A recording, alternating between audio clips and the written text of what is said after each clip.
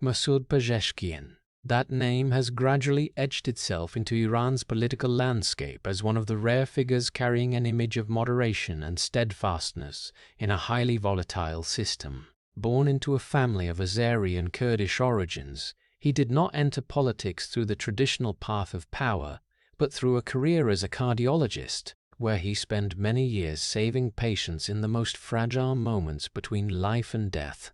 From the hospitals where he worked to managerial positions in the medical field, Pezeshkian gradually built a reputation as a practical, disciplined, and dedicated individual. He became Minister of Health during a period of reform, helping shape the country's healthcare system, and then continued to be elected as a parliamentarian for multiple terms, where he stood out as a moderate voice, willing to criticize when necessary, but never falling into extremism. Not fully belonging to either the conservative or reformist camp, he became one of the rare figures who could exist and operate within the strict political boundaries. And in 2024, amid declining public trust in a political system facing numerous pressures, Masoud Pezeshkian won the election, becoming the President of the Islamic Republic of Iran, a position that is both symbolic and deeply constrained in its actual power, placing him at the center of a nation being pulled in many different directions. But behind that journey is not a story written solely through achievements. On one dark night, in a sudden traffic accident, his personal life was torn apart. His wife and children did not survive. For a cardiologist, someone accustomed to pulling patients back from the brink of death, this was a moment when all knowledge and skills became meaningless. There was no surgery to perform, no equipment to save them, only silence and loss. From that point onward, Pezeshkian not only continued to live, but also continued to work and move forward in a world that had completely changed for him. Those who worked with him noticed a particular calmness, an almost quiet patience in how he dealt with people and decisions. But that calmness did not come from detachment. It came from a pain that had sunk deep inside. When he entered politics and eventually became president, he carried not only experience and responsibility but also an unchangeable past. And that very fact raises a big question. Can a person who has endured such profound loss lead a nation facing its own crises, or will that pain forever remain an inseparable part of every decision he makes? If you want to explore the story behind this man from his origins, childhood, to his journey into a complex power system, please subscribe to the channel so you don't miss the next parts. Born in 1954 in Iran, Masoud Pezeshkian grew up in a family with a mixed ethnic background of Azeri and Kurdish, two large communities but with distinct cultural, linguistic, and historical identities within Iran's social structure. His father was Azeri, an ethnic group that makes up a significant portion in the northwest region and plays an important role in the country's political and social life. His mother belonged to the Kurdish community, a minority ethnic group with its own distinct history, often associated with issues of identity and autonomy. Growing up in such a family meant that Pezeshkian was exposed from a young age to multiple perspectives on society, culture, and people. This was not just about origins, but also a direct foundation influencing how he later viewed the world. His childhood was not tied to an elite class or special conditions. His family lived in normal circumstances, not wealthy but stable, with a strong emphasis on education and personal discipline. There was no sign that he benefited from political connections or social privileges in his early years. Instead, his path to maturity was tied to studying, following family rules, and developing personal abilities. Values such as responsibility, perseverance, and discipline were formed very early, not through theory, but through the daily living environment. In the context of Iran in the 1950s and 1960s, society was undergoing changes under the Shah, with modernization policies running parallel to political control. Although Pezeshkian did not directly participate in political life at this stage, the surrounding social environment had begun to reflect the contradictions between tradition and modernity, between local identity and external influences. Belonging to two different ethnic communities gave him a relatively unique observational position, not fully aligned with any single group, yet not detached from any. This created a more practical approach to differences rather than a tendency toward extremism. In terms of personality, accounts of Pezeshkian from this period show he was not prominent in the traditional sense. He was not known as an extroverted individual or someone with early leadership tendencies.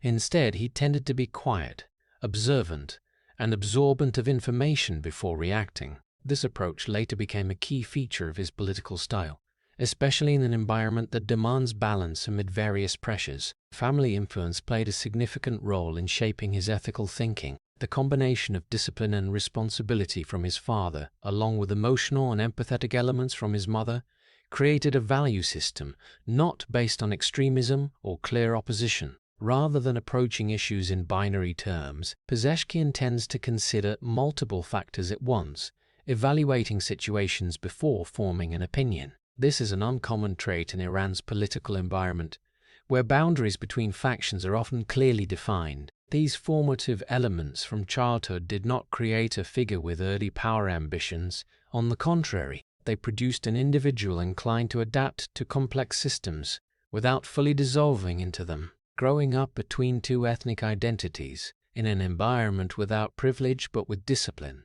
along with a tendency to observe and assess before acting, laid the foundation for a non-extremist approach. This also serves as the basis for understanding why, throughout his later career, Pezeshkian has often been seen as a figure standing between different streams of thought, rather than fully representing one specific side. When Masoud Pezeshkian entered his adult years, Iran was no longer a stable society in the traditional sense, but was undergoing profound transformation under Mohammad Reza Shah Pahlavi. This was a period when the state pursued aggressive modernization programs, aiming to turn Iran into a developed nation following the Western model. Economic, educational, and infrastructure reforms were implemented on a large scale, from expanding the university system and reforming land ownership to promoting women's roles in society. On the surface, Iran appeared to be moving closer to a modern, integrated, and more open society compared to most of the Middle East at that time. However, this modernization process did not unfold with complete consensus.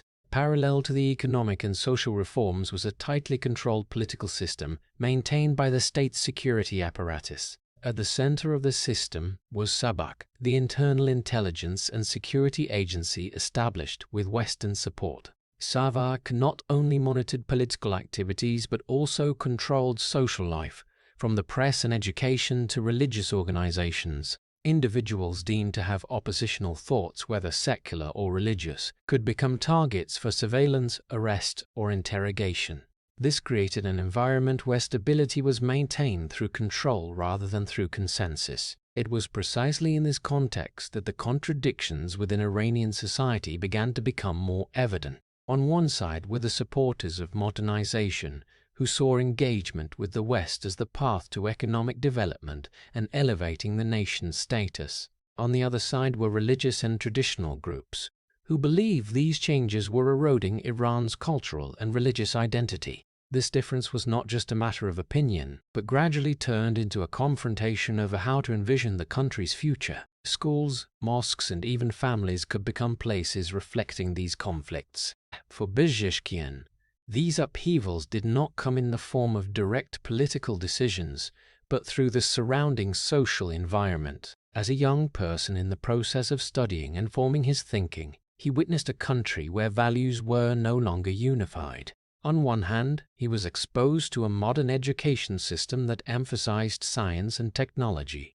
On the other hand, he still lived in a society where religion played an important role in daily life. This did not force him to make an immediate choice, but placed him in a position to observe and understand the differences between value systems. The presence of Savak and the atmosphere of political control also helped shape how people interacted with one another. In a society where expressing opinions could lead to serious consequences, caution became a natural reflex. This did not only affect political activists, but spread to ordinary people, including someone like Pezeshkian. Listening more than speaking, observing more than expressing, was not just a personal trait, but also a way of adapting to the social environment. By the late 1960s and early 1970s, the accumulated tensions in Iranian society began to transform into more obvious instability. Opposition groups, from religious to secular, from left-wing to conservative, all sought to challenge the legitimacy of the Shah's regime. Although control measures were still maintained, the gap between the state and a large portion of the population grew wider.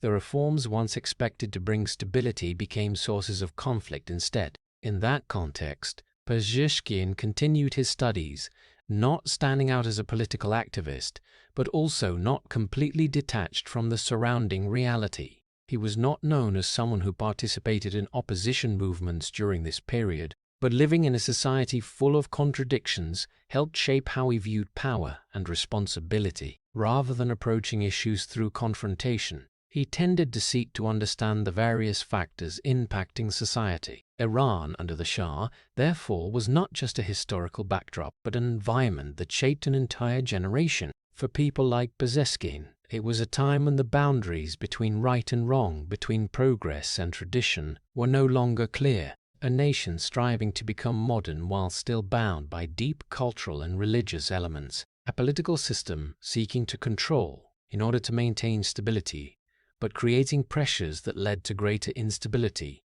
These elements did not produce an immediate conclusion in Pezeshkian's thinking, but laid the foundation for his later approach. While many were drawn into clear opposing stances, he developed a different tendency, not rushing to stand on one side, but trying to understand why those sides existed. This did not reduce the complexity of the issues, but helped him avoid extremist reactions. And as Iran moved closer to major upheavals in the late 1970s, the divisions in society were no longer an undercurrent, but became the force shaping the nation's history. A country pulled taut between two directions that could not easily be reconciled. In that context, Pezeshkian, who grew up between two cultural identities and was shaped by an environment that did not allow simple choices, would step into the next phase of his life. But what he carried from this period remained unchanged, a way of viewing the world not based on absolutes, and a position he would continue to hold standing between two worlds, in a nation that was also being torn in two.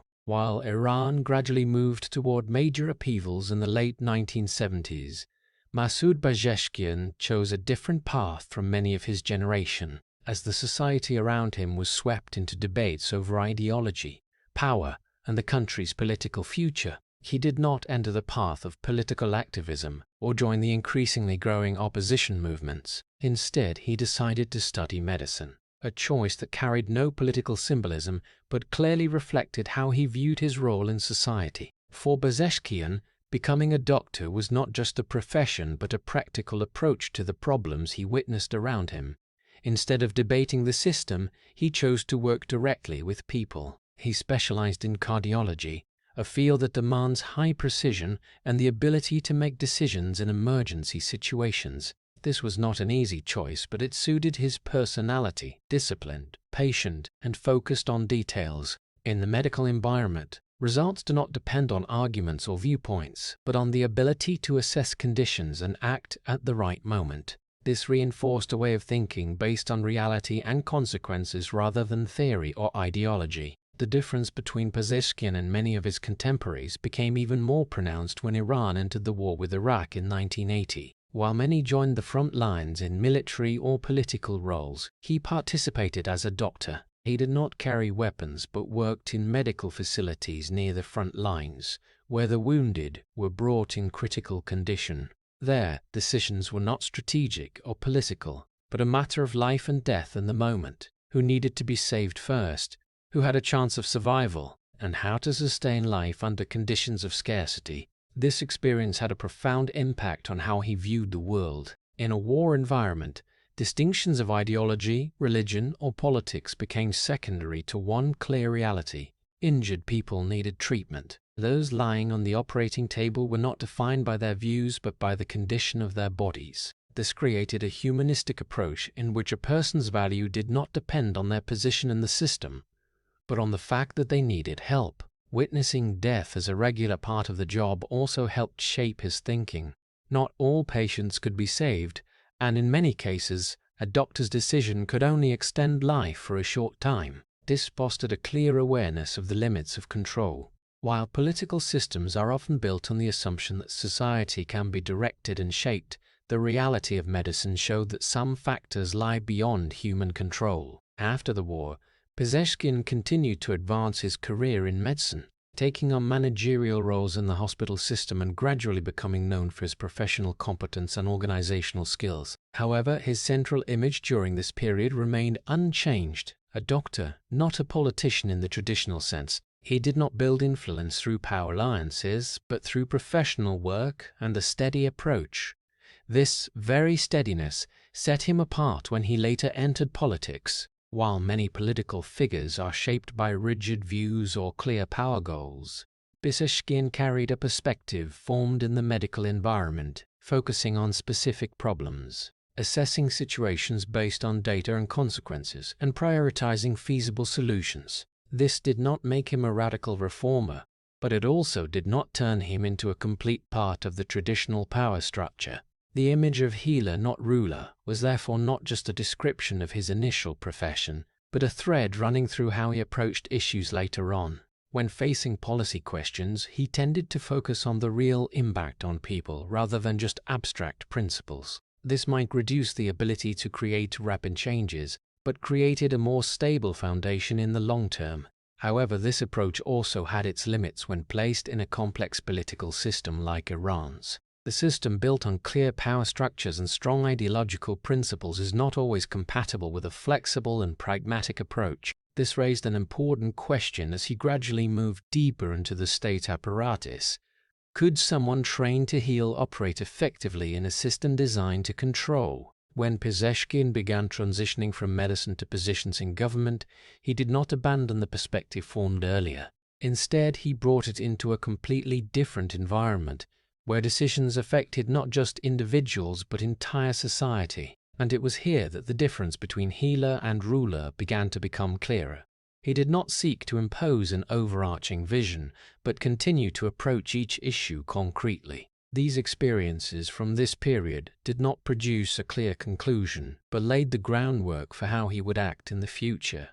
A worldview not based on absolute power, but on people and real limits. In a country where decisions are often shaped by factors larger than the individual, Pezeshkian maintained a different approach, starting from people, not from the system. And that is the approach he would carry into the next phase of his life phase, where he was no longer just a healer, but began to become part of the power apparatus he had never truly sought. By the late 1970s, the accumulated contradictions in Iranian society could no longer be controlled by security measures or half-hearted reforms. Protests spread widely, from intellectuals and students to religious groups and workers, all directed toward a common goal: ending the Shah's regime. In 1979, the Iranian Revolution reached its climax.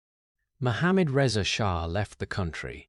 A political system that had lasted for decades collapsed in a short time, and in that power vacuum a new order began to take shape. The return of Ayatollah Khomeini from exile marked a decisive turning point. Unlike secular revolutions in many other places, the revolution in Iran quickly shifted toward a theocratic model, where supreme power lay not only in elected bodies but was also tied to religious leadership. The concept of vilayat-e-faqih, the guardianship of Islamic jurists, became the foundation for the new political structure. A system was built not just to govern the state, but to protect and sustain a specific religious vision of society. This transformation did not occur simply or with complete consensus. Forces that had once stood together for the revolution began to fracture as the new order took shape. Secular groups, leftists, and those who hoped for a Western-style democratic system were gradually marginalized. Instead, power concentrated in new institutions such as the Guardian Council, the Supreme Leader, and security organs tied to revolutionary ideology. Iran did not just change its government, it changed the very nature of its political system. In that context, Masoud Pezeshkian was not one of the leading faces of the revolution. He did not stand on podiums giving speeches, organize movements, or shape political lines. Instead, he was part of a young generation swept up in the flow of history. As the old system collapsed and the new one formed, he did not stand outside observing, but he was also not the one creating it. He participated as an individual seeking to adapt to the new reality, carrying his medical background and the values already formed earlier. Iran's shift from a society modernizing in a secular direction to a theocratic state had profound impacts across every aspect of life. Regulations on culture, education, and social behavior were adjusted to align with religious standards. The legal system also changed, blending modern elements with Islamic law. For many, this was a restoration of identity. For others, it was a new set of restrictions. But for Pezeshkian, what mattered was not endorsing or opposing it, but understanding that he was living in a system that had completely changed. It was during this period that he began taking his first steps into the state apparatus, not through the traditional political path, but through his area of expertise. The new system, despite its clear ideological character, still needed capable people in specific fields, especially healthcare and management. Pezeshkian, with his doctor background and practical experience, gradually became part of this structure. His involvement carried no political symbolism but was functional, a person working within the system, not shaping it. This created a special position for him. While many in the state apparatus were clearly defined by their ideological stances, Pezeshkian continued to maintain a pragmatic approach. He did not stand out as a thinker, nor was he known as a powerful figure in the early stages. Instead, he operated in less confrontational spaces, where decisions were judged based on effectiveness and concrete results. However, participating in the system did not mean he was unaffected by it. On the contrary, the system itself gradually shaped the scope of his actions and limits. In a structure where supreme power lay outside ordinary administrative positions, every decision had to be placed in a broader context. This applied not only to politicians but also to those working in technical fields like healthcare. The tension between his individual role and the system structure became a key element in his journey. He was not the designer of the theocratic system, but he had to operate within it. He did not control the fundamental principles of the system, but he had to find ways to work effectively within the limits it imposed. This required a high degree of adaptation as well as the ability to balance different factors. While Iran continued to consolidate its new system, Pezeshkian gradually became a stable part of the state apparatus. He did not stand out as a controversial figure, nor was he excluded from the system like some others. Instead, he existed in an intermediary position, not fully part of the center of power, but not outside it either. This was a position he had long been familiar with, standing between different worlds, not extremist, but also not completely neutral. The 1979 revolution was therefore not just a historical event for Iran, but a turning point in Pezeshkian's life. It did not immediately turn him into a leader, but it placed him in a system he would gradually become part of. A system he did not create, but would have to live and work in for decades. And it was in that process that questions about the role, responsibility, and limits of the individual within a larger power structure began to become clearer than ever. After the new system was established and gradually stabilized, Masoud Pezeshkian continued his path in healthcare, but now no longer simply as an independent doctor, but as part of the state-managed public healthcare system. He took on various roles, from professional work to managerial positions in hospitals, where he had to handle not only treatment issues, but also organization, operations, and resource allocation. In a country that had just gone through a revolution and was facing the impacts of war, the healthcare system confronted many pressures: shortages of equipment, shortages of personnel, and rising demand for care.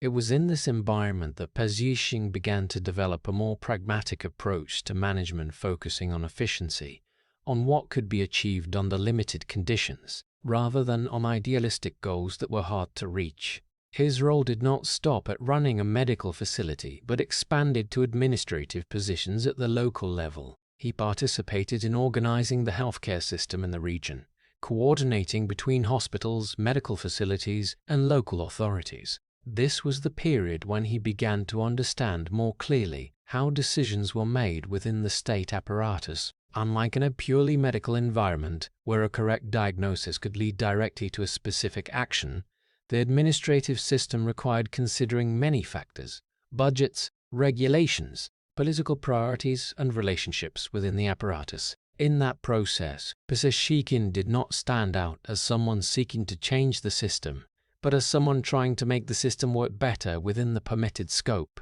He focused on improving processes, increasing resource efficiency, and ensuring that healthcare services could reach more people. This approach aligned with his background as a doctor, addressing specific problems step by step based on what could be controlled. However, as he became more deeply involved in the apparatus, he also began to recognize the limits that an individual could not easily overcome. Decisions were not based solely on real needs, but were influenced by factors outside his area of expertise. There were reasonable healthcare proposals that were not implemented due to lack of budget or because they did not align with higher-level priorities. There were necessary changes that had to wait through multiple levels of approval. This created a gap between what he believed should be done and what he could actually accomplish. This awareness did not lead to direct confrontation, but reinforced his cautious approach. Instead of trying to change the entire system, he focused on the parts he could influence. This might not produce big results immediately, but it helped maintain stability in his work and build personal credibility in an environment where many were removed from the system due to clashes of opinion.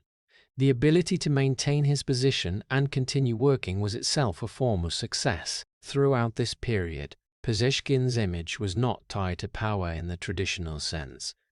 He was not a high-level policymaker, nor was he a prominent political figure in the media. Instead, he was known as someone working inside the system, focusing on specific tasks and avoiding unnecessary conflicts. This helped him build a stable record, but it also meant he did not create significant influence at the national level in the early stages. However, this very process of working gave him a realistic understanding of how power operates. He saw clearly that power does not reside only at the highest positions, but also in how decisions are implemented at the grassroots level. A policy might be issued from the center, but its effectiveness depends on how it is carried out locally. This made him pay more attention to the connection between higher and lower levels in the apparatus, as well as the role of those working directly with the people. At the same time, he also realized that the system he was serving had structural limits that could not easily be changed from within. Regulations, procedures, and control mechanisms were designed to maintain stability, but could also slow down reform processes. For someone accustomed to making quick decisions in a medical environment, this was not an easy adjustment. Even so, Pezeshkian did not leave the system. He continued working, continued adapting, and gradually expanded his role. This was not because he fully agreed with every aspect of the system, but because he recognized that if he wanted to create any impact, he needed to be inside it. This was a strategic choice, but it also reflected how he viewed reality. Instead of standing outside and criticizing, he chose to participate and improve within the possible scope. This period did not have major turning point events, but it played an important role in shaping his approach to power and responsibility. He did not seek to become a leader in the traditional sense, but continued to hold the role of a servant, someone working inside the apparatus, trying to optimize what could be optimized. And it was in that process that one question gradually became clearer: if a person has become accustomed to serving within the system, can they transition to a leadership role without losing the perspective that shaped them? As Pezeshkian moved closer to positions with greater influence, the difference between serving inside the apparatus and shaping the apparatus would no longer be just a concept, but a real challenge he had to face. When Masoud Pezeshkian stepped into higher levels of the state apparatus, the transition did not happen suddenly, but was the result of many years of steady work in the public healthcare system. He was appointed Minister of Health during a period when Iran was undergoing reform efforts, as the government sought to improve some essential sectors, including healthcare. This was the first time he held a position at the central level, where decisions no longer affected just one hospital or one locality, but impacted the entire national healthcare system. In theory, this was a major step forward in power and influence, but in reality it was also when he began to face more clearly the limits of power within a complex structure. In his role as minister, Pezeshkian focused on improving access to healthcare services, enhancing treatment quality, and optimizing resource use. He promoted programs to expand healthcare to underserved areas while trying to improve working conditions for medical staff. His approach still bore the mark of a doctor, prioritizing efficiency, practicality, and direct impact on people. He did not aim to change the entire system in a short time, but focused on specific improvements that could be implemented. However, as plans began to be rolled out, he quickly realized that his role did not come with complete control. Iran's political system was designed with multiple layers of power, where key decisions did not depend solely on ministers, other agencies, from supervisory bodies to power centers outside the government, all influenced whether policies were approved and implemented. This created a situation where, although responsible for results, he did not fully control the factors determining those results. These limitations became clearer when reform proposals faced delays or adjustments. There were programs designed based on the real needs of the healthcare system, but had to be changed to fit other priorities. There were decisions that needed to be made quickly, but were postponed by multi-layered approval processes. In some cases, necessary resources were not allocated on time, making implementation difficult. This created a fundamental conflict between responsibility and authority. As minister, Pezeshkian was accountable to the public and the government for the efficiency of the healthcare system, but his authority was limited by the broader power structure, where decisions did not fully lie within the control of one individual or one ministry. This was not a personal issue but a feature of the system. However, for someone accustomed to making direct decisions in a medical environment, this difference became especially stark. In that context, his approach did not change in an extreme way. He did not shift to confronting the system, nor did he abandon his role. Instead, he continued working within the existing limits, finding ways to optimize decisions within the scope of his authority. This required flexibility and adaptability, as well as accepting that not every goal could be achieved as desired. The difference between holding a position and having real power became a direct experience, no longer an abstract concept. Pezeshkian could make proposals, could coordinate programs, but could not unilaterally decide everything. This forced him to work through existing mechanisms, build consensus, and adjust plans according to the circumstances. In that process, he also developed a deeper understanding of how power operates in the system. Power does not reside only in official positions, but also in the ability to influence the decision-making process. Those who do not hold the highest offices can still impact outcomes through various channels. This made management not just a technical matter, but also one of relationships and structure. His tenure as Minister of Health did not turn Pezeshkian into a powerful leader in the traditional sense, but it provided him with an important experience, a clear understanding of the limits of power in a complex system. He was no longer just someone working inside the apparatus, but someone who had to run a part of it while still bound by factors beyond his control. This raised a question that would follow him in the years ahead. If a person does not have full control, how should their responsibility be understood? Is accepting the limits a necessary form of adaptation, or is it a concession to the system? When his term ended, these questions had no clear answers, but they left a mark on how he viewed his role. He no longer saw power as a tool he could use freely, but as something constrained by structure. And this very awareness would continue to influence how he acted as he moved into the next phases of his career, where the difference between position and control would become increasingly important.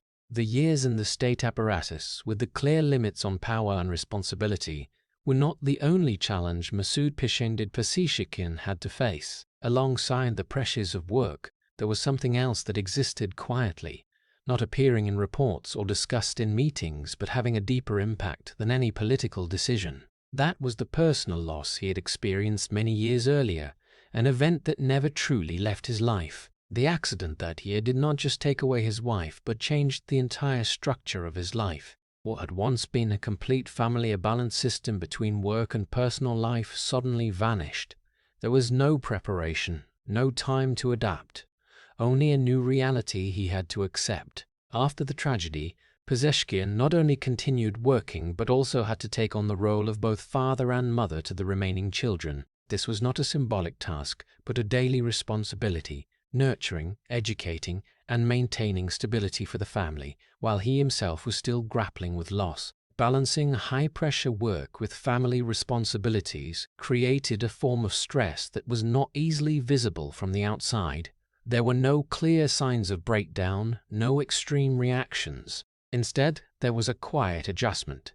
He continued his work, continued his roles in the system, but the way he viewed the world had changed. Decisions were no longer judged solely on efficiency or logic, but were tied to a deeper understanding of consequences for people. Before the tragedy, Pezeshkian had already tended to be quiet and observant.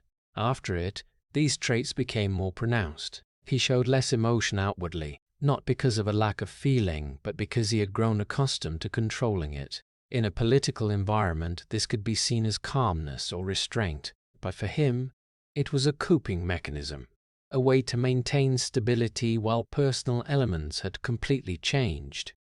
This change also affected how he made decisions. While many might react quickly or decisively in high-pressure situations, Pezeshkian tended to slow down, evaluate more carefully before acting. This did not always align with the pace of politics, but it reflected an approach shaped by personal experience. Having witnessed irreversible consequences, decision-making became not just a matter of choice, but one of long-term responsibility. Life after the loss did not bring him a sudden change in direction, but a continuous adjustment.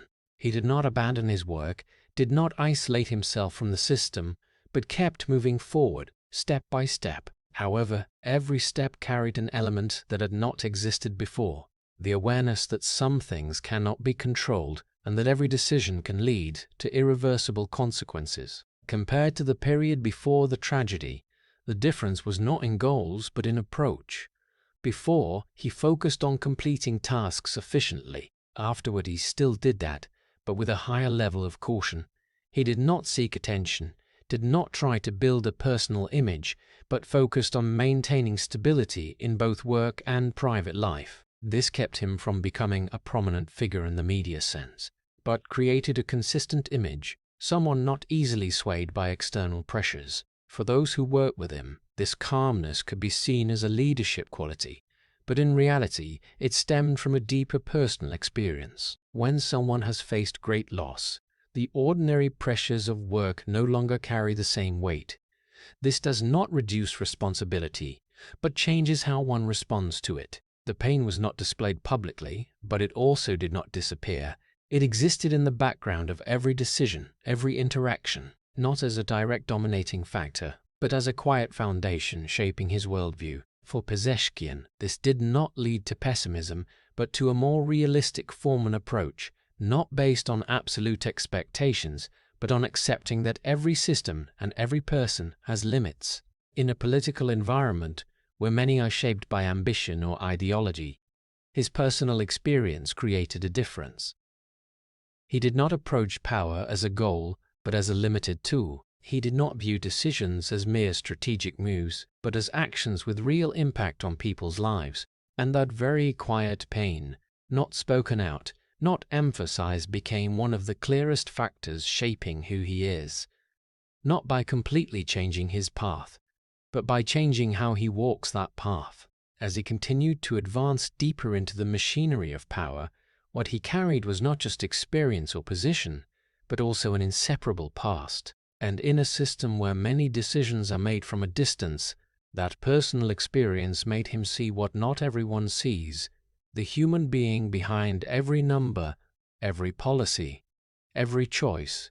As Masoud Pezeshkian continued his path within the state apparatus, an important transition occurred when he entered the legislative body, becoming a member of the Iranian parliament and maintaining that position through multiple terms. This was not a dramatic turning point in terms of image, but it opened up a new space where he could not only implement policies, but also participate in shaping and debating them. In a political system like Iran's, parliament is not the absolute center of power, but it remains a place that reflects various streams of opinion in society. And it was in this space that Pezeshkian began to display an increasingly clear characteristic, a voice that did not fully fit any mold. In his role as a parliamentarian, he focused on specific issues, particularly healthcare, social welfare, and public administration. His statements often carried a pragmatic reformist tone, not aimed at overhauling the entire system, but at improving how the system operates. He pointed out limitations in providing healthcare services, inadequacies in resource allocation, and the need to increase transparency in management. These were not views of direct confrontation, but they also did not fully align with the conservative approach that emphasizes maintaining the current structure. What is noteworthy is that Pezeshkian did not position himself as a radical reformer. He did not call for drastic systemic change, nor did he use strongly oppositional language. Instead, he chose a middle ground approach, acknowledging the system's limits while simultaneously stressing the need for adjustments to make the system function more effectively. This meant he was not fully accepted by reformist groups who wanted faster and clearer change. On the other side, this approach also did not make him part of the conservative camp. His open mention of issues within the system, even at a cautious level, still created discomfort for those who prioritize stability and control. In an environment where positions are usually clearly defined, not fully standing on one side could be seen as a lack of commitment or unpredictability. As a result, Pezeshkian gradually became a figure who did not fully belong to any faction. He was not excluded from the system, but he was also not seen as a typical representative of any specific group. This created a special but challenging position. He could continue operating within the apparatus, but without a strong political base from any particular faction to support him. The suspicion from both sides did not necessarily lead to direct conflict, but created an environment in which every statement he made was carefully evaluated. When he proposed reforms, conservatives might see it as a sign of instability. When he did not go further in criticizing the system, reformists might view it as indecision. This forced him to maintain a constant balance in his expression and actions. However, this very balance became part of his image. Pezeshkian did not build himself as a symbolic leader, but as a moderate insider, someone inside the system, understanding how it operates but not fully aligned with any extreme trend. This is not an easy position, because it requires the ability to maintain credibility from multiple sides without losing personal consistency. In parliamentary discussion sessions, he often chose to argue based on data and real experience rather than on slogans or ideological stances. This suited his background as a doctor and manager, but it also made his approach distinctive in a political environment where symbolic language and factional positioning play an important role. This difference did not make him the center of debates, but it helped him maintain a stable position in the long term. He was not drawn into major conflicts, but he also did not completely avoid pressure from the system. Instead, he continued to operate as an adjuster seeking ways to improve individual parts of the system he was serving. However, this not fully fitting position also imposed a clear limit. In a system where power is often consolidated through factional alliances, not belonging to a specific group could restrict advancement opportunities. Pezeshkian did not have a strong traditional political network, and this affected the scope of his influence at certain times. Even so, he did not change his approach to better fit the system. He did not shift to a more extreme stance to attract support, nor did he go completely silent to avoid conflict. Instead, he continued to maintain a middle ground approach, accepting the limitations that came with it. This period reinforced a theme that had appeared earlier in his life: standing between different worlds, not fully belonging to one side, but also not detached from any side. In a country where political and ideological boundaries are often clearly defined, his position became distinctive, and that very distinctiveness raised an important question as he moved closer to higher positions. Can a voice that does not fully fit the system survive long-term within that system? Or at some point, will he have to choose between continuing to stand in the middle or becoming a clear part of one side? The not fully fitting position that Masoud Pezeshkian maintained in Parliament was not just a personal trait, but gradually became a state of continuous friction with the unwritten limits in the system. As he continued to speak out and participate in policy discussions, these limits became increasingly clear, not in the form of official regulations, but as invisible walls shaping the scope an individual could reach. In many sessions, Pezeshkian began to speak more clearly about the inadequacies he observed, especially in healthcare, public administration, and policy implementation. He pointed out inefficient resource allocation, delays in program rollout, and the gap between central decisions and local realities. These comments were not direct confrontations, but they could not be seen as completely neutral. They reflected an effort to adjust the system from within, not breaking it, but also not fully accepting it. However, every improvement proposal had to pass through a complex network of control mechanisms. Policies were not evaluated only on reasonableness but also on their alignment with the system's broader priorities. This meant many of his ideas, though grounded in reality, could not be fully implemented or had to be significantly adjusted. In some cases, technically simple proposals became complicated issues when passing through approval levels. Pressure did not come openly but indirectly. There was no direct confrontation or clear exclusion, but there were signals indicating the limits of what could be said and done. Statements were monitored. Proposals were evaluated not just on content but on political impact. In a system where stability is prioritized, any element that could create major change is examined carefully. Pezeshkian was not the only one facing these limits, but the way he responded to them clearly showed his approach. He did not withdraw completely, but he also did not push conflict to the maximum. Instead, he adjusted his expression, chose timing and scope for his statements. This did not lose the substance of what he wanted to say, but changed how it was presented to survive within the system. This balance was not always stable. There were times he faced criticism from multiple sides. Reform supporters might say he did not go far enough or strongly enough to create change. Meanwhile, those prioritizing the current structure might see his statements as unnecessary or risky. This created a state where he was not fully supported, but also not excluded. This very state reflected an important feature of the system: control without the need for exclusion. Pezeshkian still held his position, still participated in political activities, but the scope of his actions was shaped by unofficial factors. He could speak, but not say everything. He could propose, but not implement everything. For someone from a medical background, where decisions are often direct and measurable, the existence of these invisible walls was a different experience. In medicine, limits are usually clear: the body's capacity, the patient's condition, or available resources. In politics, limits may not be specifically defined, but still exist and have real impact. Over time, Pezeshkian not only recognized the existence of these limits but also learned to work around them. He understood that direct confrontation could lead to exclusion from the system, while complete silence would eliminate any ability to create influence. Therefore, he continued to maintain an intermediary position, not breaking, but also not fully complying. This creates a special form of power, not absolute power, but the ability to influence within limits. He doesn't control the system, but he can affect parts of it. He doesn't change the entire structure, but he can adjust the way some parts operate. This isn't the kind of power that's easy to spot, but it has sustainability in a complex environment. However, the existence of these invisible walls also raises an unavoidable question. If every action is limited, then how much real change can actually be achieved? Can working within the system lead to significant reform?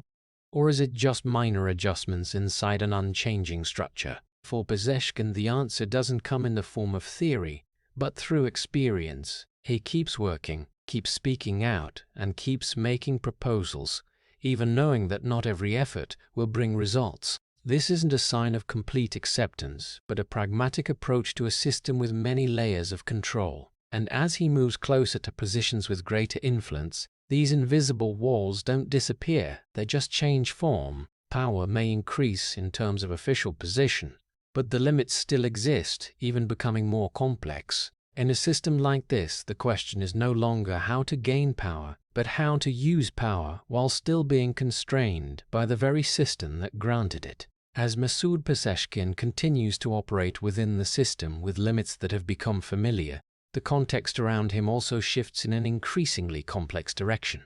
Iran enters a phase of multi-layered pressure. Economic, social, and political factors intertwine, creating a prolonged state of tension.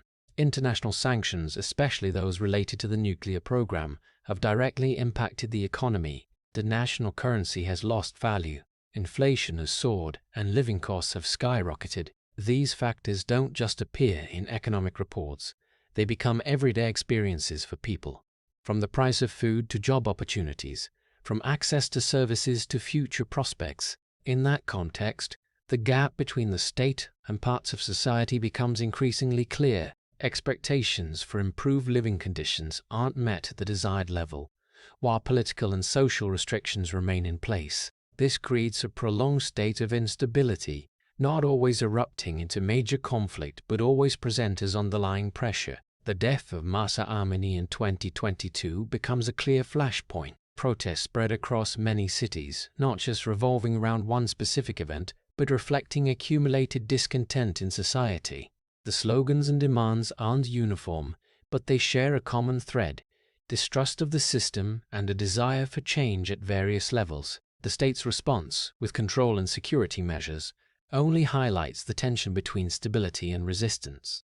In that context, figures like Pezeshkian stand in a special position. He isn't the one making security decisions or high-level policies directly related to handling the protests, but he is part of the system being questioned. His response, therefore, isn't decisive, but it carries symbolic weight for how some figures inside the system view the situation. He continues to maintain a moderate approach, emphasizing the need to listen and understand social issues rather than just responding with control measures. His statements don't directly confront the power structure head-on, but they also don't fully echo the hardline views. He mentions the necessity of examining the factors leading to discontent, from economic conditions to the way policies are implemented. These aren't statements aimed at systemic overhaul, but efforts to adjust the approach within possible bounds. However, just like in previous periods, his ability to act is limited. The issues Iranian society is facing can't be resolved through small tweaks in one specific area. They involve the power structure, political priorities, and international factors. No single individual, no matter their position, can unilaterally change these elements. This creates a paradox. The need for change becomes increasingly clear, but the ability to implement change remains limited. For Pezeshkian, this isn't a new situation, but its scale is far larger than what he faced in healthcare or administrative management. This is no longer an issue of one specific system, but of the entire nation. Meanwhile, trust in the system among parts of the population continues to erode. This isn't just shown through protests, but also through apathy or skepticism toward political processes. For those inside the apparatus, this poses a major challenge: how to maintain legitimacy while being unable to meet all expectations. Pezeshkian doesn't offer radical solutions to this problem. He doesn't propose overhauling the entire structure, nor does he promise quick results. Instead, he continues to emphasize a step-by-step approach, focusing on improvement within what's possible. This fits his experience, but it can also be seen as insufficient amid rising pressure. The tension between expectations and what can actually be achieved doesn't just affect society, it also affects those within the system. For Pezeshkian, this manifests in constantly balancing what he believes is necessary with what he can actually do. He doesn't stand outside the system to criticize it, but he also doesn't fully identify with every decision it makes. In a country facing pressure from multiple directions, externally from international factors, internally from social issues, the role of an individual becomes more complex. It's no longer a question of whether there is power, but how that power can be used in a constrained environment. This phase makes clearer a theme that had already emerged earlier: power within the system does not mean comprehensive control. Pezeshkian, like many others in the apparatus, has to operate in a space where major decisions go beyond the individual scope. This doesn't reduce responsibility, but it changes the way responsibility is carried out. And while Iran continues to face its challenges, the question about the role of people like him still lacks a clear answer. Can a moderate, step-by-step approach create change in the system under heavy pressure, or is it just a way to maintain short-term stability without addressing the core issues? For Pezeshkian, the answer doesn't lie in grand statements, but in the way he continues to act, holding a position between opposing extremes, trying to maintain balance in a country being pulled in different directions. But that very balance is also a limitation. It allows him to exist within the system, but doesn't guarantee that he can change it in the way many people expect. In the context of a country under prolonged pressure and with declining trust from parts of the population, the presidential election process in 2024 in Iran unfolds not just as a routine political event, but as a test for the system itself. This isn't an election taking place under normal conditions. Economic and social factors, along with recent upheavals, have created an environment where voter participation is no longer taken for granted. Many approach the process with caution, even skepticism about its real impact on the country's core issues. In Iran's political system, whether an individual can become a presidential candidate doesn't depend solely on personal intent. It must go through a strict vetting process by the competent authorities, especially the Guardian Council. This body is tasked with evaluating candidates based on various criteria, including political and ideological factors. In many cases, the number of approved candidates is significantly limited compared to the initial registrations.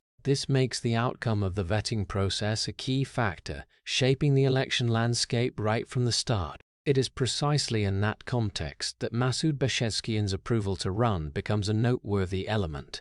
He isn't a completely new figure in the political arena, but he also isn't an obvious choice among potential candidates. With the image of a moderate insider built over many years, he doesn't represent an extreme stance, but he also doesn't fully align with every trend within the system. His being allowed to participate reflects an internal consideration within the power structure, a limited opening, but still within the framework of control. His campaign doesn't rely on confrontational slogans or promises of comprehensive change. Instead, he continues to maintain his familiar approach, emphasizing practical improvements, effective governance, and the need to listen to social issues. This aligns with his political track record, but it also reflects the limits of what can be proposed in the current context. He doesn't promise changes beyond what's feasible, but he also doesn't completely avoid the existing problems. The election results unfold in a particularly unique context. Turnout isn't as high as in previous periods, reflecting hesitation from parts of the electorate. Nevertheless, among those who participated, Pezeshkian receives enough support to win. This isn't an overwhelming symbolic victory, but a result that reflects choice within the available options. He becomes the president of the Islamic Republic of Iran, not in a moment of stability, but in a phase where the system faces multiple challenges at once. This victory carries many expectations, but it also comes with clear limitations. For parts of the population, he is seen as an opportunity to adjust the way the system operates. Even if not a radical change, they expect a more moderate approach, greater flexibility in management, and a higher level of listening to social issues. However, these expectations don't always come with absolute confidence in his ability to deliver. For the system, his becoming president doesn't mean the power structures change. The limits that existed before continue to remain. The president's power in Iran's system is clearly defined, with areas he can influence and areas outside his direct control. This creates a situation where, even in the highest position in government, he still has to operate within pre-established constraints. Pezeshkian's path to power, therefore, isn't entirely the result of a long-term personal strategy. He doesn't build his image as a candidate seeking power at any cost, nor does he adjust his positions to fit a specific trend in order to maximize chances. Instead, he continues to maintain the approach he had from the beginning, and it is precisely that approach, in a specific context, that becomes the factor bringing him to the presidency. This reflects an important feature in his journey.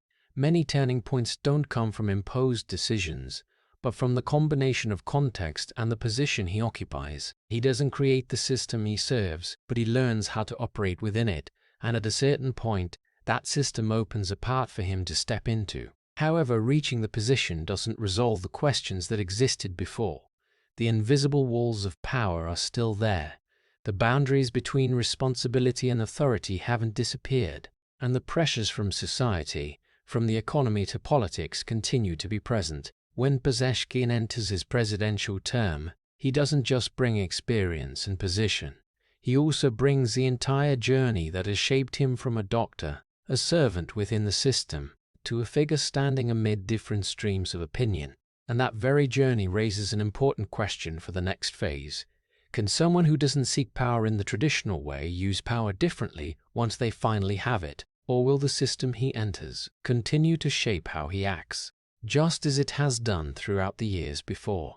When Masoud Pezeshkian steps into the position of president, the change in official title is clear, but the power structure he must operate within remains unchanged. To understand his real role, it's necessary to look at how Iran's political system is designed. This isn't a model that concentrates power entirely in the executive branch. Instead, power is distributed across multiple layers, with the supreme leader holding the highest position, exerting direct influence over key areas such as the military, security, and the strategic direction of the nation. Alongside that are bodies like the Guardian Council, the Expediency Discernment Council, and other organizations, each playing a role in supervising, adjusting, or limiting political decisions. In that structure, the president is the head of government, responsible for managing administrative matters, the economy, and parts of domestic policy. In theory, this is a position with considerable influence, with the authority to propose policies, manage the administrative apparatus, and represent the government in many international activities. However, this power is not absolute. Many important decisions must align with the broader orientations of the system, and in some areas the president has no direct control. The difference between the title and actual power becomes evident right from the early months of the term.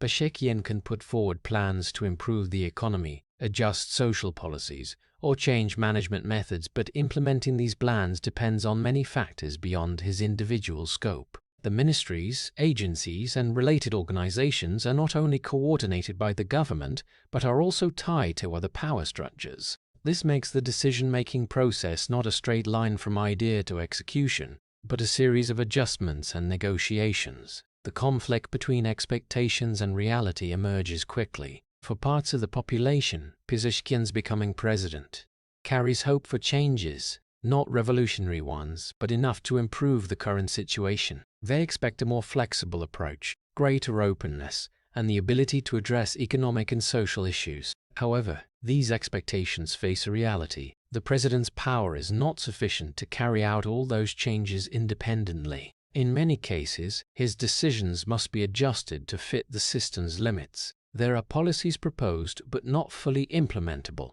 There are initiatives that need approval from multiple levels before they can be carried out, and there are areas where he has no direct right to intervene. This is not an exception, but a characteristic of the power structure he is operating within. For Pezeshkian, this is not a complete surprise. Previous experiences from his role as minister to parliamentarian had already shown him that power in Iran's system always comes with limits.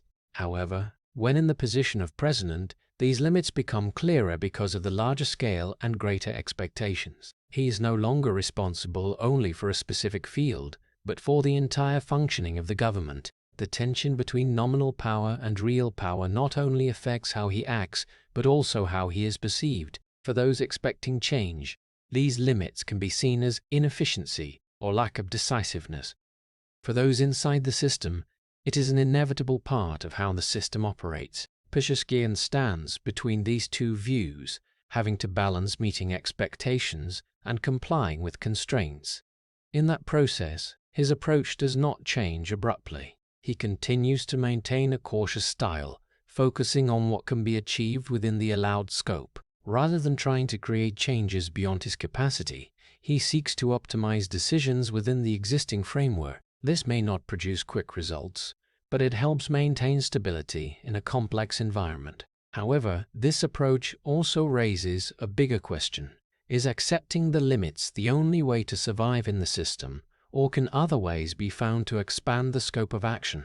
This is not a question that can be answered immediately, but it is an issue every Iranian president must face. For Pezeshkian, this question carries more personal meaning. He did not enter politics as someone seeking absolute power, but once in the highest government position, he must face the reality that that power does not fully belong to him. This creates a paradox. He can set directions, but he cannot control all the factors that determine outcomes. In such a system, power is not the ability to command, but the ability to navigate. Pezeshkian cannot change the fundamental structure of the system, but he can influence the way it operates within certain limits. This is a different form of power, less obvious, but not entirely non-existent. And it is precisely in the difference between nominal power and real power that his role is shaped, not as a leader who can control everything, but as someone who must constantly adjust between what he wants to do and what he can do. As his term continues, the question is no longer whether he has power, but how he will use that limited power in a system not designed to grant full authority to any individual. As Masoud Pezeshkian's presidential term continues in a context where the limits have become clear, his position is increasingly defined not by absolute power, but by the continuous balancing between two sides he cannot fully belong to. One side is the system he serves, a complex power structure with its own principles, its own limits, and designed to maintain stability. The other side is the people, a society under economic pressure, carrying expectations for change and increasingly sensitive to signs of stagnation. Between these two pulling forces, Pezeshkian has no absolutely neutral position. He must stand in the middle, not by choice, but by circumstance. In many decisions, the separation between the two sides is not clear, but the consequences of leaning toward one side are very concrete. If he tries to push reforms beyond the allowed limits, he may face resistance from power structures within the system. If he's too cautious and compliant, he risks widening the gap with parts of the population expecting change. This creates a situation where no choice is completely optimal. Every decision is a trade-off, not just in terms of policy, but also in terms of his own political position. The pressure doesn't just come from within. Iran continues to face external factors from economic sanctions to complex international relationships. These elements are not within the president's direct control, but they still affect his ability to implement domestic policies. An economic decision cannot be separated from the international context, just as a political choice cannot be entirely independent of external pressures. This makes his room for action narrower, even though nominally he holds the highest position in government. In that context, Pezeshkian's image is not that of a leader imposing a vision, but of someone navigating between different forces. He cannot fully represent one side without losing the ability to operate on the other. This makes every action of his balanced, not because of indecision, but because any tilt could lead to greater consequences. The choices he must make are rarely clear-cut between right and wrong. Instead, they lie between varying degrees of feasibility and consequence. One policy might improve one area but create pressure in another. One decision might satisfy one group but increase dissatisfaction in another. In a multi-layered system and a diverse society, no solution can meet all expectations at once. It is precisely in that context that the image of being between two worlds becomes clearer than ever. This is no longer just a personal trait shaped by childhood or early career, but a specific political position.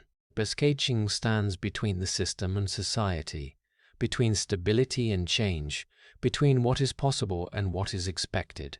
He cannot leave this position, because any shift would disrupt the necessary balance to keep operating.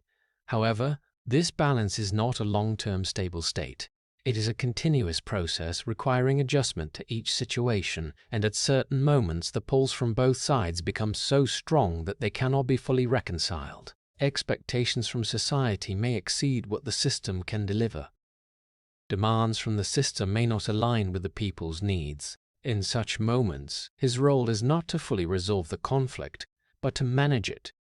This is the greatest point of tension in his journey. It is not about making a specific decision, but about maintaining the ability to function in an environment where conflict is unavoidable. There is no final solution, no perfect balance, only continuous adjustments, imperfect choices, and consequences that cannot be fully controlled. For many leaders, the goal is to gain power to implement a clear vision. But for Pezeshkian, power comes with limits, and the vision must be adjusted to the reality of the system. He cannot simply pick one side, because each side is part of the context he must face, and it is at this point that the story reaches its climax not through a specific event, but through a state, the irresolvable tension, a country pulled in multiple directions, a system with clear limits, and a person standing in the middle trying to maintain balance while knowing no choice is perfect. This is not an ending, but an ongoing state of position that Pezeshkian not only holds now, but may have to continue holding for the rest of his term. After everything that has happened from a childhood between two identities, a medical career built on saving lives, years working within the system with clear limits, to unexpectedly stepping into the presidency, the final question is no longer where Masoud Pezeshkian has reached, but how he will be remembered in Iran's history. He is not a revolutionary who overthrows the system, nor a conservative leader rigidly maintaining it. He emerges as an intermediary figure, someone trying to adjust the system from within while being shaped by its limits. Throughout his career, from Minister of Health to parliamentarian and finally president, he has consistently shown one trend: improvement rather than destruction, adjustment rather than replacement. But in a power structure where supreme authority lies outside the presidency, his ability to create real change has always been limited. This makes evaluating his role complex. On one hand, he can be seen as a reformer, not in the radical sense, but in the pragmatic sense. He speaks out on social issues, criticizes the handling of certain events, and emphasizes the need to improve governance. He tries to maintain a moderate approach in a political environment, often dominated by hardline stances. But on the other hand, he is also part of the system he cannot fully change. He does not challenge the foundational power structure, does not seek to push beyond existing limits. This makes him, in the eyes of some, a maintainer of the system, not by choice but because there is no other choice. When placed alongside previous leaders, the difference is not in position but in approach. Figures like Mohammad Khatami represented clearer hopes for reform. Mahmoud Ahmadinejad represented a phase of greater confrontation and rigidity, while Ibrahim Raisi was tied to consolidating the existing system. Pezeshkian does not fully fit any of those molds. He lacks the strong symbolic resonance of Khatami, the confrontational decisiveness of Ahmadinejad, and the representation of unified power like Raisi. Instead, he exists as a combination, a limited reformer, an insider who is not fully aligned with the system. The future of Iran after him, therefore, does not depend solely on him as an individual but on larger factors: the power structure, the economic situation, international pressures, and changes in society. Even if he can make certain adjustments, the core issues still lie beyond the scope of a single presidential term. Experts have pointed out that even when a reform-oriented president comes to power, it does not mean the country will change in that direction, because real power remains in other centers. This means Pezeshkian's legacy may not be measured by major changes, but by how he manages those limits. He may be remembered as someone who tried to ease tensions during a difficult period, someone who sought to maintain balance when the system and society were being pulled in different directions. He might also be seen as a symbol of what the system allows: a sufficient level of change to maintain legitimacy, but not enough to alter its essence. And there is also the possibility that he will be judged through a different lens, not by what he achieved, but by what he could not do. But perhaps the more important question is not how history will judge him, but what his story reflects about the very system he is part of. A system where power is shared but not dispersed, where positions are granted but do not come with full authority, where those at the center must still operate within limits they cannot break. And as Masoud Pezeshkian's story draws to a close, what remains is not a clear answer, but a question for the observer. In a system where real power does not lie where it appears to be, can one person, no matter how much will or experience they have, truly change the fate of a nation, or can they only adjust the way that nation continues to function? The story of Masoud Pezeshkian reveals reality that people in the United States can easily overlook. Power does not always mean the ability to control. He started as a cardiologist, choosing to save lives rather than pursue power. But as he entered politics, he gradually realized that even in high positions, his decisions were still limited by the system's structure. From his role in health management to becoming president, he always had to confront the conflicts between responsibility and authority, a reality very familiar in any complex political system. In particular, the tragedy of losing his wife and child in an accident profoundly shaped the man he is, his calmness, restraint, and the way he always weighs the consequences of every decision do not come from theory, but from an unchangeable personal experience. When he stands between the people with expectations for better lives and a system with many limits, he is forced to make imperfect choices, which clearly shows that leadership does not always have the right answer. only options with less risk. For Americans, the lesson is not in comparing nations, but in understanding their own system. In a democracy where power is divided among many branches, expecting one leader to solve every problem is often an illusion. Instead, what matters is recognizing that real change usually happens step by step, through the involvement of many parties. And above all, responsibility does not rest only with the leader at the top, but with every citizen in how they understand, participate, and keep their system moving in the right direction. If the story of a man standing between two worlds of power and limits makes you think, please hit subscribe to the channel so you don't miss the next in-depth political journeys. Thank you for watching, and see you in the next video where we continue to explore the people who are shaping the world in ways not everyone sees.